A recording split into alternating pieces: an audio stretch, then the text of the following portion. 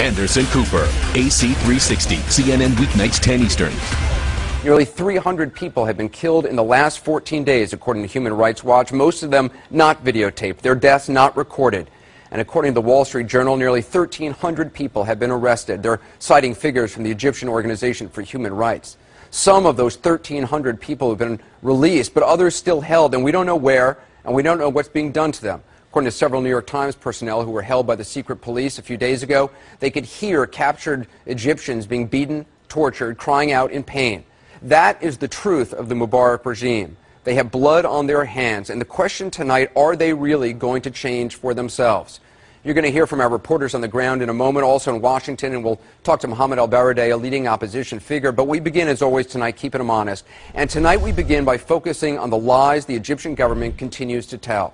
Now, I know lies is a strong word. It's one we rarely use. We talk about different facts, but we can't think of another word right now to describe what the Egyptian government has been saying, because what they've been saying is the direct opposite of what they have been doing. The lies go back years, decades, of course, but we want to just focus on some of the ones we've heard in the last few days. The new vice president of Egypt, this man, Omar Suleiman, has for years been Mubarak's closest henchman, running his intelligence service. Now, he says his government has accepted many of the protesters' complaints. He says they're reaching out to opposition leaders. But while he was saying that, literally while his lips were moving and saying those things on Egyptian television and on ABC News, his secret police were still arresting opposition figures. Thugs burst into the offices of human rights organizations, trashing the places, arresting a number of human rights monitors. And there has been absolutely no transparency about what the Egyptian government is doing right now, other than a few awkward photo ops on Egyptian government-controlled television. The Egyptian government has denied any involvement in these kind of attacks by mobs on peaceful demonstrators and reporters. They say they have no idea how these things happen. But the Egyptian military stood there and let it happen. I saw that with my own eyes. We all saw that.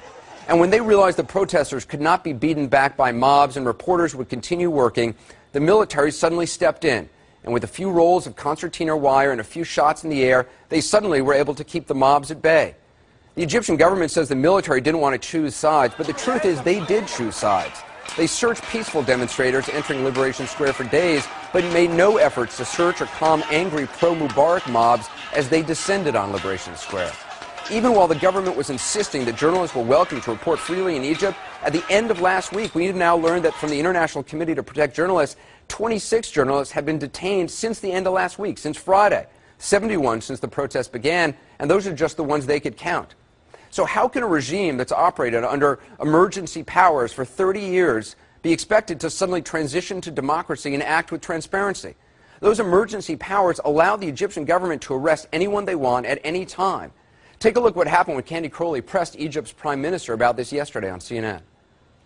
Mr. Prime Minister, our reporters on the scene in Cairo tell us that while you negotiate about a democratic process, there are still arrests of local and international human rights activists as well as journalists. Why are you arresting them? No, I didn't understand you. I didn't understand you, frankly. We are told that you are arresting human rights activists and journalists. Why? No, I don't hear well. I don't hear well now. Suddenly sound problems developed. He couldn't hear. A few moments later, Candy tried again.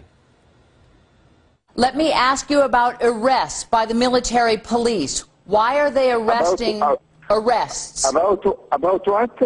About the detention of human rights activists. Why are you detaining them? Frankly speaking, if there is some problems, it's not intended at all, my dear. It's not intended at all, my dear. That was his answer, finally. This is a police state. Some estimates say there are more than 1.5 million people employed in the feared Interior Ministry, secret police, thugs, informers. The man who oversaw the intelligence services is now the vice president of Egypt. It's not intended at all. Thursday, while the Egyptian government was talking about reaching out to opposition figures, 9 young dissidents had a meeting with opposition leader Mohammed al-Baradei. That evening, all 9 were rounded up and detained.